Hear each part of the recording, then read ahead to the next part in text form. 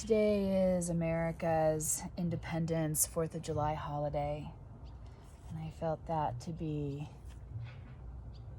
a fitting time to add my heart chakra green to my prayer flag. I've been working on this prayer flag for a couple weeks. I got this flag of the United States online as my prayer flag to work with throughout summer as I cultivate my prayers for humanity. And one of the first things that triggered me when I got this flag hung in my yard was the United States of America. This phrase, united, seems inaccurate for these times. And so I painted a red heart just to bring in a little bit of that consciousness. And then I pulled in this blue line, which is like a throat chakra expression, to use the creation of this flag as a tool to pray and learn and teach and be present with these changing times. And then the next thing I knew, orange went on because there were so many feelings and emotions coming up as I lived into this culture that I'm a part of. And then the next thing I realized, this was going to be kind of a chakra heart painted around the United States of America. So rather than vilifying it or hating it, striving to bring a new prayer into this new era that's forming, focus on what I want rather than what I don't want. So today is a good day to bring in the color of green, which is the color of the heart chakra, which governs love and compassion and forgiveness. It is governed by the element of air. Air is our breath. It's our life force. And what gives us breath on this planet, in this ecology that we live in, are the trees, are the green ones. The green ones give us life. And so I'm enjoying the prayer, bringing in this heart chakra green today. There's so much division and anger and hurt and fear and rage and violence and prayer, and there's a lot of emotions and feelings swirling through our days. I love that the water dripped down and there's like a tear drop that comes right down the center. It really speaks to the polarization that's becoming more spoken to.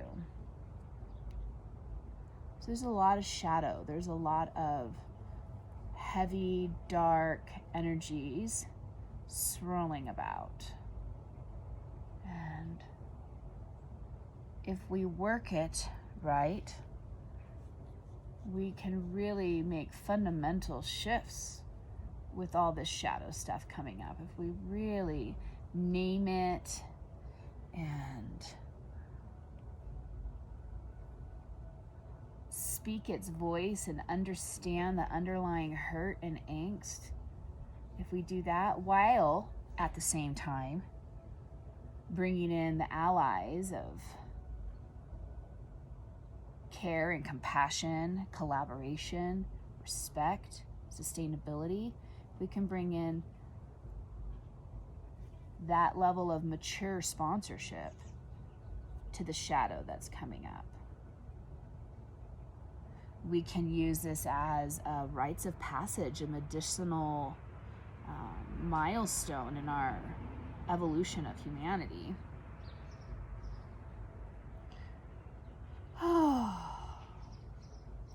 And so it's interesting as we move into this time of presidential elections coming up. And I see the two candidates that are on the bill, which currently it's Trump and Biden that are on the bill.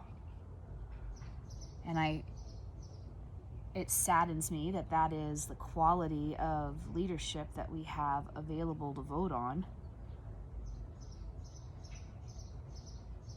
And so there's this desire to have this election operate as a rites of passage, where a new leader comes in and with the voice and with the heart and with the mind and with the soul, driven for collaboration and sustainability and cultivation of this society that we're in a way that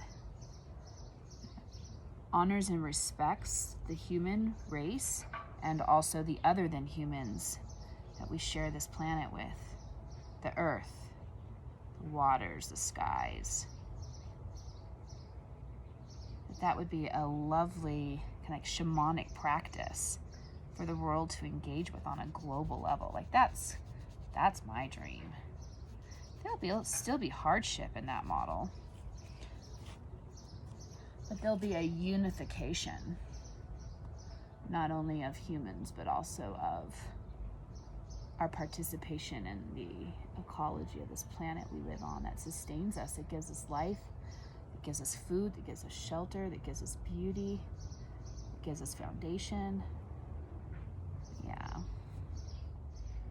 Another thing on this map that's kind of brought up the concept of not being unified are these big spaces and in between the states.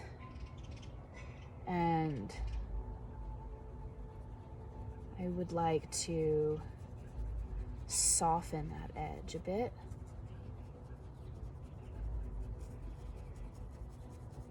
Recognizing that different territories have different energetics, which therefore come up with different tribal and societal preferences for social structures. So I like that I can still kind of see the white line, but it's just a softer. And Washington and Oregon up here in the Pacific Northwest, and the indigenous that live here and have lived here for so long. Lovely. That's a much softer line. I love that. Oh, it's so much easier for me to digest this. Oh my gosh. I've never been to Idaho. And I know that in Washington, there's the Pacific Northwest green wet side. Then there's a mountain structure here. Maybe it goes down more this way. Yeah, I think it goes down more this way. Right? Because then it goes down into California with the Yosemites and yeah, so this is mountainous right here. Right, so there's a spine. There's a spine right here. Lovely. And then it becomes flat right here, right? And then we move into desert. So wet and desert. Wet and desert. Yin and yang. Okay, but I'm gonna soften this because this flatness extends into this prairie concept. I've heard a lot of great things about Idaho. It's beauty. I had it on my radar to possibly visit this year. That has changed. Softening the edge between. Right. I don't know enough about Idaho to know where the mountain structures are. But if this is Wyoming, I know that there's a mountain structure right here, right? So we've got the Grand Tetons and right? So I know I've got some kind of a elevation gain there.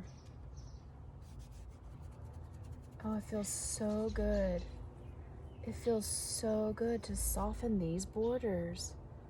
Wow. I mean, if we're United States, there could be better connection between resources and collaboration and tribalism. So interesting that I just said the word tribalism as I got to this teepee.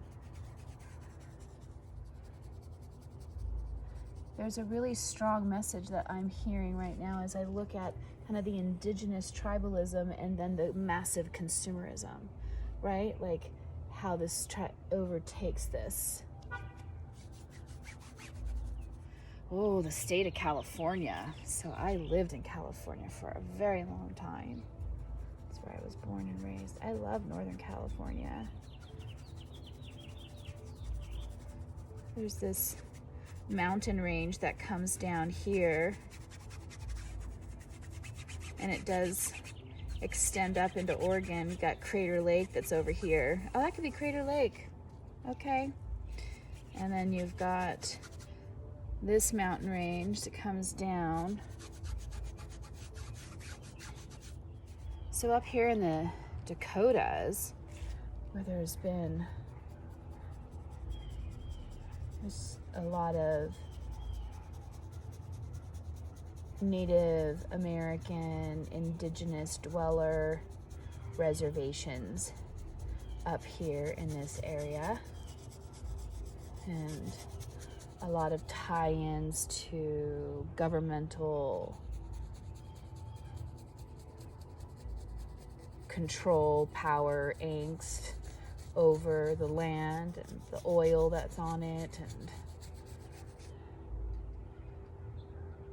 running the natives off of their land into very rough, inhospitable sections of the earth. Right? All of these, from a lot of these leaders. It's very interesting, and there's been like an Independence Day presidential thing happening at Mount Rushmore. So it's very interesting that Mount Rushmore is on my map. Oh, gosh. So most of the states on the west side of America were in this dark green. However, most of the states on this side, the east side of America, are lighter greens, and there's more diversity in the state colors, where, you know, a lot of that Confederacy, Civil War, black, white, slavery, polarization kind of happened here. So I have a little bit of a lighter green that I'm going to use to bring some unifications to these states over here, which seem to not only be separated by these thick, stark lines, but also have more nuanced in their colors. Nuances are great. However, they're greater when they are contributory to collaboration rather than opposition and hatred. Holy moly, choly poly, where do I even start? Well, I'll start over here. Oh my gosh, because I was going to move to North Carolina this year and live next to the Smoky Mountains and the Appalachian Trail. And that's canceled now because of the pandemic. And so just breathing into that mountain range that resides over here, that was speaking so deep in curiosity for me, this mountain range here where the Appalachian Trail is, that I love. It's a spine in the world that I love to walk.